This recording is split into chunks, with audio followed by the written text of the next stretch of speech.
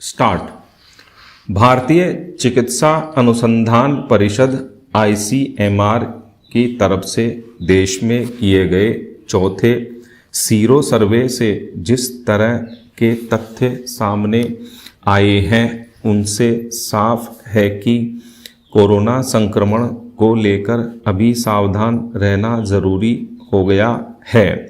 Sero survey के अनुसार देश की 2/3 आबादी में कोरोना के एंटीबॉडी मौजूद हैं, यानी 1/3 लोगों को अब भी कोरोना संक्रमण का खतरा बना हुआ है। 3 में से 1 व्यक्ति संक्रमण का शिकार हो सकता है, जो वाकई गंभीर बात है। पैरा, कोरोना की दूसरी लहर के धीमी पड़ जाने के बाद देश के विभिन्न भागों में अनलॉक की प्रक्रिया तेजी से शुरू हुई है। इसकी वजह से लोगों का आवागमन तेजी से बढ़ रहा है। बाजारों ही नहीं, पर्यटन स्थलों पर भी भीड़ नजर आने लगी है।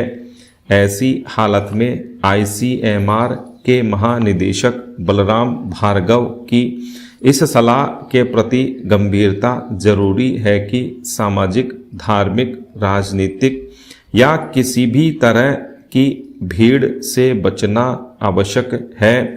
अनावश्यक यात्रा को भी टालना चाहिए। बेहतर तो यह है कि वैक्सीन की दोनों डोज लगवाने के बाद ही यात्रा की जाए।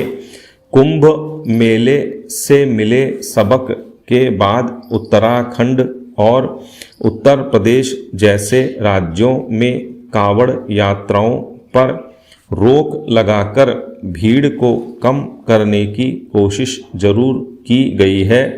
अन्य आयोजनों में भी भारी संख्या में लोगों को एकत्रित होने से रोकने के निर्देश दिए गए हैं। कोरोना की तीसरी लहर का खतरा बढ़ता जा रहा है। विश्व स्वास्थ्य संगठन WHO के मुखिया टेड्रोस अधानोम गैब्रेयेसस कह चुके हैं कि कोरोना संक्रमण की तीसरी लहर अपने शुरुआती दौर में है, यानी तीसरी लहर सच साबित हो रही है, जिससे सतर्क रहना जरूरी है। वैसे इतिहास भी यह बताता है कि कोई भी महामारी एक बार में गायब नहीं होती, उसकी कई लहरें आती हैं। इसलिए तीसरी लहर से जुड़ी चेतावनियों की अनदेखी नहीं की जा सकती। राहत की बात यह है कि इस बार महामारी से निपटने के लिए टीके के रूप में बड़ा हथियार हमारे पास है। इसलिए टीकाकरण कार्यक्रम में किसी तरह की ढिलाई नहीं होनी चाहिए। मुश्किल यह है कि एक तरफ तो लोगों को टीका लगवाने के लिए प्रेरित करने के लिए सरकार जागरूकता अभियान चला रही है, दूसरी तरफ टीकाकरण केंद्रों पर लोग घंटों इंतजार के बाद भी बिना टीका लगाए निराश वापस घर लौट रहे हैं। इससे साफ है कि सरकार अब भी पर्याप्त टीकों का इंतजाम नहीं कर पाई है, जिससे टीकाकरण नीति पर सवालिया निशान लगता है। तीसरी लहर खतरनाक रूप न ले, इसके लिए सरकार के साथ जनता के स्तर पर भी जागरूकता और सावधानी की जरूरत है। पैरा, मोदी सरकार के कैबिनेट विस्तार से एक दिन पहले नए सहकारिता मंत्रालय के गठन की घोषणा की गई। सामान्यतः यह प्रशासनिक अमले के पुनर्गठन का ही एक अंग माना जाता, लेकिन सहकारिता मंत्री के नाम की घोषणा के साथ ही बहस छिड़ गई। कुछ शख्सियतें ऐसी होती हैं जिनका नाम जुड़ने मात्र से छोटे से कार्य का महत्व बढ़ जाता है। संविधान के अनुसार सहकारी संघ राज्य का विषय है। केवल बहुराज्यीय सहकारी संघ ही केंद्र की सूची में आते हैं। इस उच्च स्तरीय नियुक्ति के साथ ही कई लोगों की भ्रिकुटियां तन गईं। भारत में सहकारिता तंत्र को 4 भागों में बांटा जा सकता है और अगर हम इनका अध्ययन करेंगे तो कुछ मुद्दे सामने आएंगे।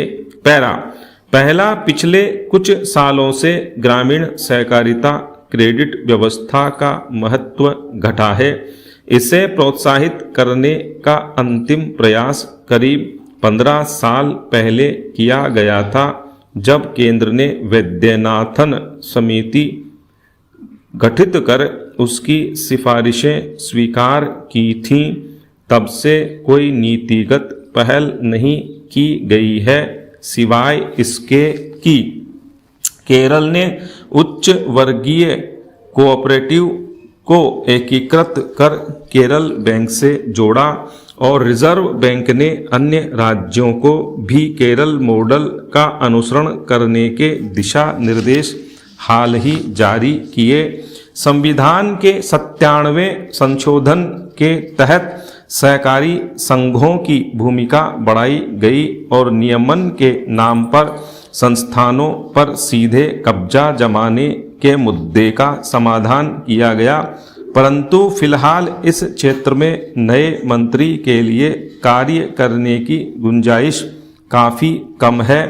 दूसरा अहम क्षेत्र है अर्बन कोऑपरेटिव बैंक।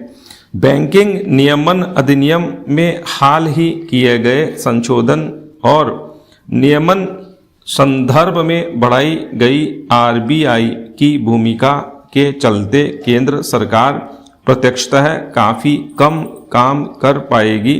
तीसरा क्षेत्र है माल सहकारिता का, जहां कार्य की गुंजाइश है। इसका कृषि से गहरा ताल्लुक है। ऐसे सहकारी संघों की सूची बनाई जा सकती है जो कोको, सुपारी, तिलहन, हैंडलूम व कृषि उत्पादों के क्षेत्र में कार्य कर रहे हों, लेकिन 2 विशिष्ट क्षेत्र हैं, चीनी महाराष्ट्र और दूध गुजरात कर्नाटक। चौथा क्षेत्र है किसान उत्पादक संघ एपीओ। कंपनी नियमन के तहत आने वाले इन संघों को राज्य से केंद्र के अधीन कर दिया है। हाल ही गृह, स्वास्थ्य, देखभाल, कृषि और शिक्षा के विकेंद्रीकरण को लेकर जो कुछ हुआ उसे देखते हुए राज्यांतर्गत विषयों के अधिकाधिक केंद्रीकरण के संदर्भ में एफपीओ का विषय केंद्र के अधीन लाना कोई आश्चर्य की बात नहीं।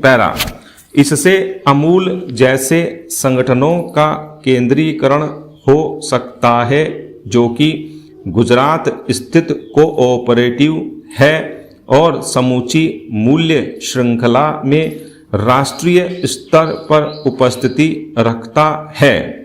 चीनी के संदर्भ में भी ऐसा ही हो सकता है। राष्ट्रीयकरण और केंद्रीकरण के इस तरीके का विरोध होना चाहिए। वित्त मंत्री ने सोशल स्टॉक एक्सचेंज बनाने की घोषणा की है। 2 समितियों को यह कार्यभार सौंपा गया है कि उसका संचालन कैसे होगा।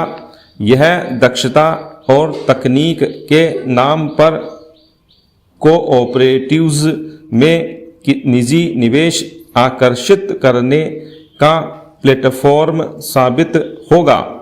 यह काफी कुछ वैसा ही है जैसे कृषि क्षेत्र को निजी बाजार की ओर धकेला जा रहा है। ऐसा नहीं है कि निजी क्षेत्र निवेश बुरा है, लेकिन पिछले दरवाजे से अधिग्रहण के रास्ते खोल कोऑपरेटिव्स को कमज़ोर करने और ख़त्म करने का खेल नहीं खेला जाए। यह भी देखा जाना चाहिए। स्टॉप।